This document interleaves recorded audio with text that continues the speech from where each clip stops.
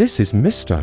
Thomas, an old janitor who had spent decades quietly sweeping the marble floors of the university hallways. Every morning, he pushed his mop through endless corridors while students hurried past, rarely even glancing at him. To most, he was invisible, a man defined by his uniform and bucket, someone whose life's worth was reduced to cleaning after others. His own family often whispered behind closed doors, saying he wasted his life just a janitor. At family gatherings, his children sat at one end of the table, boasting of their careers, while Thomas remained silent at the other, holding his cup with trembling hands. They never asked about his past. To them, he was nothing more than a failed man who had settled for mediocrity. Even some neighbors joined the chorus of dismissal, mocking how he spent his life with dust and rags instead of achievements and titles. But that wasn't the worst part. The university students, young and ambitious, occasionally ridiculed him, throwing careless remarks like, "Old man, are you still here?" The sting of those words clung to him, though he never responded. He simply kept his head low and worked. Yet, behind his tired eyes was a history no one cared to know, a truth buried under years of silence. And then came the day of the university's grand anniversary celebration. The hall was decorated with banners and portraits of great scholars. Distinguished guests filled the seats, eager to honor the legacy of education. No one expected that the quiet janitor pushing a mop in the corner would suddenly become the center of the story. What happened next shocked everyone.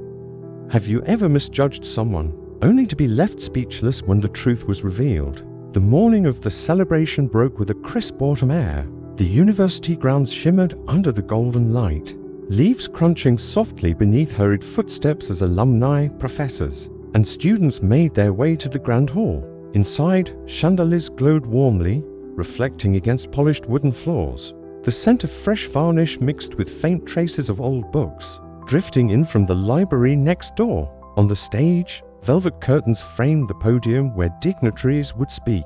Rows of chairs were lined neatly, their dark mahogany backs catching the glow of spotlights. There was a buzz of anticipation in the air, the kind that only came with important ceremonies. A string quartet rehearsed quietly in the corner, their bows gliding across violin strings, filling the hall with soft, elegant music. The echo of laughter and the clink of champagne glasses added to the atmosphere of prestige and celebration.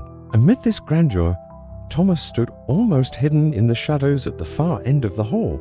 Wearing his faded grey janitor's uniform, his mop leaned against the wall, and his hands bore the marks of decades of labor. Calloused and stiff, he watched the proceedings quietly, the noise around him feeling distant, as though he did not belong to this world of recognition and honor. Yet, the hall itself told another story, one Thomas knew by heart. He had seen this place in all its transformations, new coats of paint, changing banners, the faces of generations of students passing by.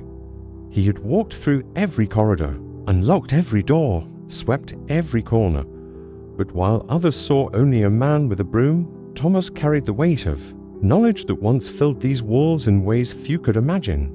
A framed photograph on the wall caught his eye. It was of a younger group of professors, decades old, their stern faces lit with the pride of academia. In the corner of that photograph stood a figure almost forgotten, blurred by time but unmistakable to him. His own face in his youth, dressed not in a janitor's uniform but in a scholar's suit. He lingered there for a moment, his breath catching as memories flickered through his mind like fragile film reels. Outside the hall, students bustled, carrying books and chattering about their bright futures. Some brushed past Thomas without a glance. A few even smirked at the old man lingering near the photo wall. To them, this was just another day, another ceremony. For Thomas, however, this was a collision of past and present, a reminder of who he once was and how far he had fallen in their eyes. The contrast was stark, the celebration of intellect and achievement unfolding under chandeliers, and an old janitor standing in the shadows, holding nothing but silence and memories. And yet, within that silence lay the seed of a revelation that would change everything. As the celebration drew nearer to its opening, Thomas returned to his usual duties. He wiped down the railings, polished the brass doorknobs, and swept the edges of the red carpet where the guests would walk. To the students and staff, he was invisible, a shadow moving silently among them. But in the eyes of his own family, who had also been invited as relatives of a long-time employee, he was a source of quiet shame. At the entrance, his son adjusted his tie, glancing at his father with a mixture of impatience and embarrassment. "Dad, must you really stand here in that uniform? People will think we came with the janitor, not as guests," he whispered sharply. His daughter-in-law, dressed in a glittering gown, rolled her eyes and muttered, "It's humiliating. Couldn't you just sit at the back, away from everyone?" Thomas lowered his gaze, his lips pressed tightly together. He wanted to speak, to remind them that this university was not just a workplace to him, but a home where he had spent his life. Yet the words caught in his throat, suffocated by years of dismissal. He simply nodded, swallowing the lump in his chest, and stepped aside. Other guests brushed past, their polished shoes tapping against the floor. One young alumnus, spotting Thomas, laughed to his friends. "That old janitor is still here. Unbelievable. Some people never move up in life." The group chuckled, their voices dripping with disdain. Thomas stood frozen, gripping his mop handle so tightly his knuckles turned white. Every insult pressed against him like a weight he could no longer bear. Yet he remained silent.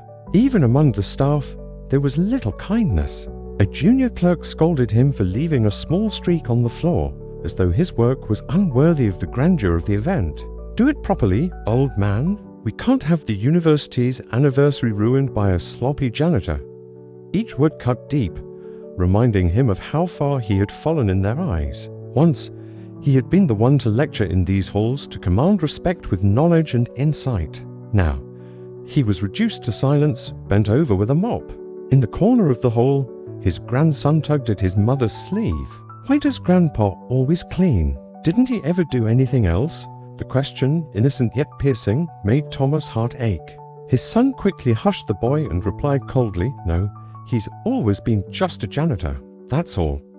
Thomas felt the sting of tears, but forced himself to blink them away. His dignity, fragile yet unbroken, kept him from collapsing under their contempt.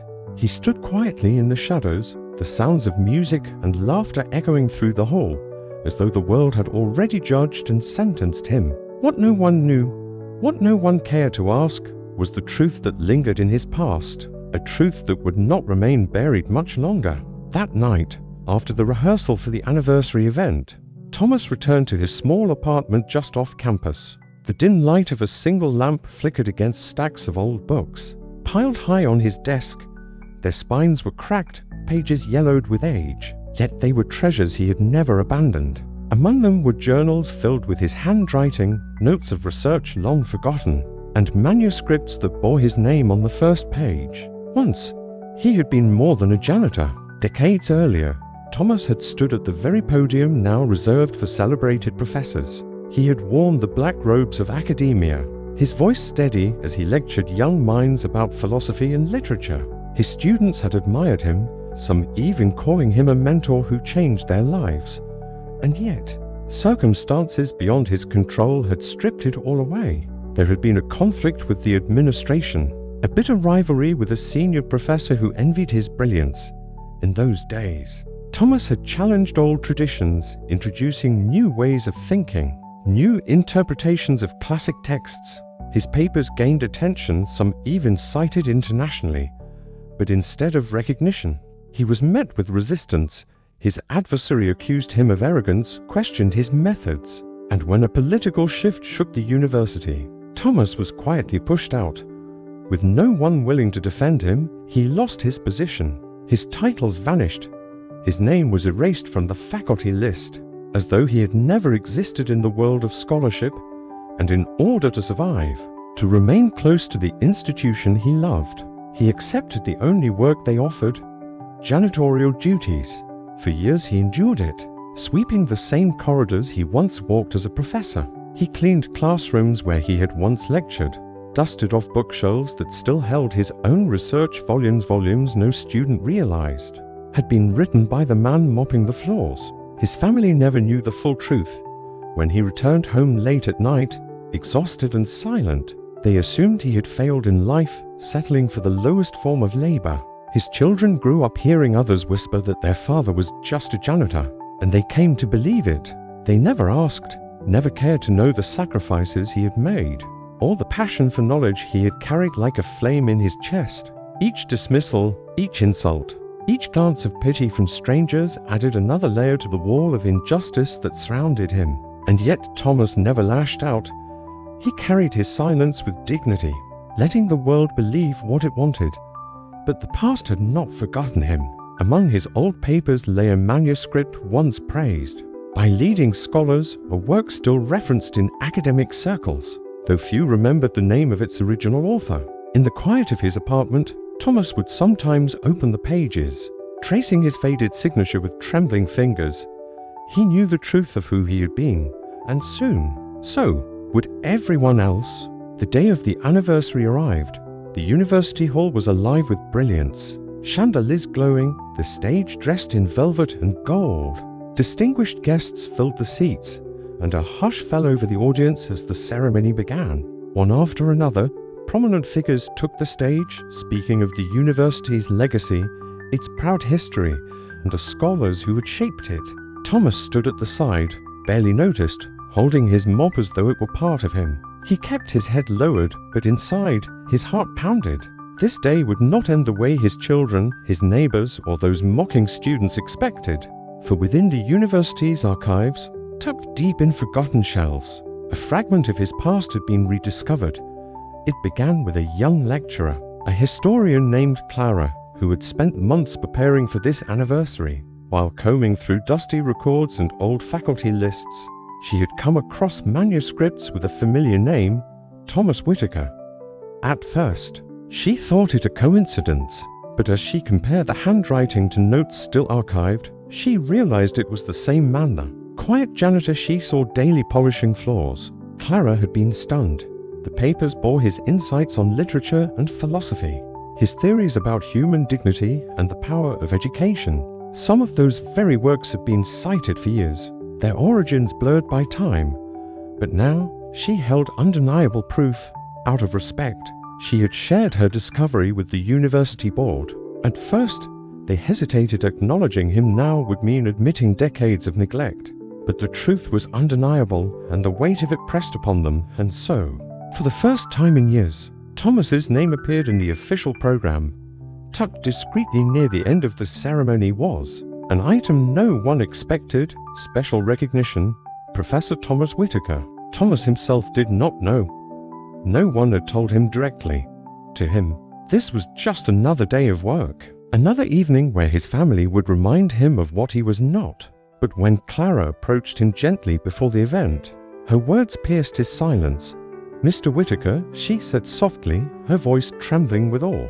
"Tonight, they will call your name, not as a janitor, as a professor, as the man whose work shaped generations."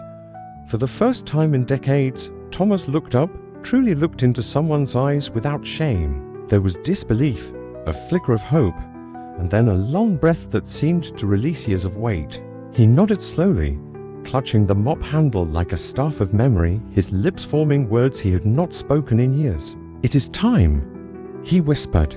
The grand hall fell silent as the master of ceremonies announced the final segment of the evening.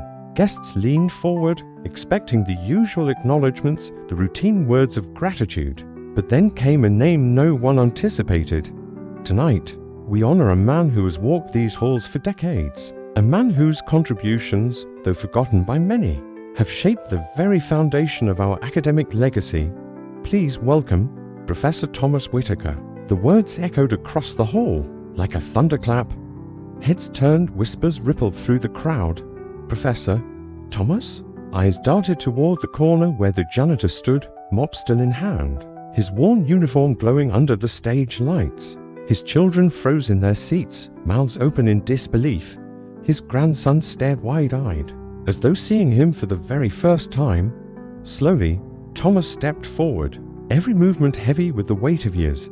His shoes tapped against the floor, a sound suddenly louder than the applause beginning to rise. He climbed the stage, his figure frail yet dignified, and stood before the crowd that had dismissed him for so long. On the screen behind him, photographs appeared, images from the archives that Clara had unearthed.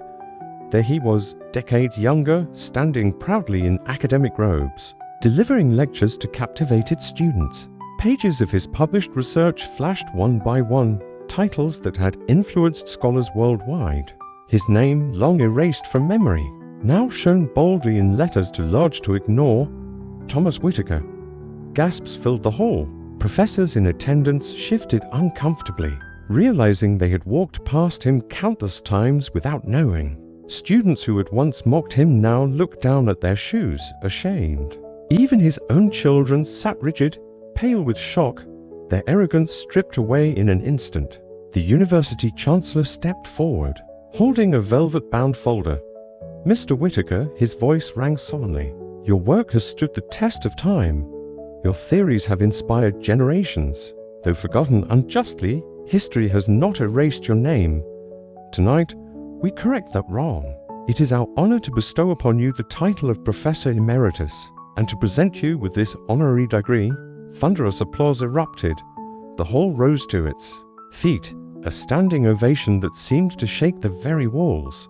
For a moment, Thomas closed his eyes, breathing in the sound he had not heard in decades, the sound of respect, of recognition. His hands trembled as he accepted the folder, not from weakness, but from the overwhelming tide of vindication. The janitor uniform hung loose on his shoulders, but in that moment, he was no longer a janitor. He was once again the scholar he had always been, the man whose mind had left a mark too deep to erase. And as he stood beneath the lights, tears welled in his eyes, not of sorrow but of triumph. The ovation roared on, but Thomas did not rush to speak. He stood still, letting the applause settle into silence, his frail frame upright yet unshakable.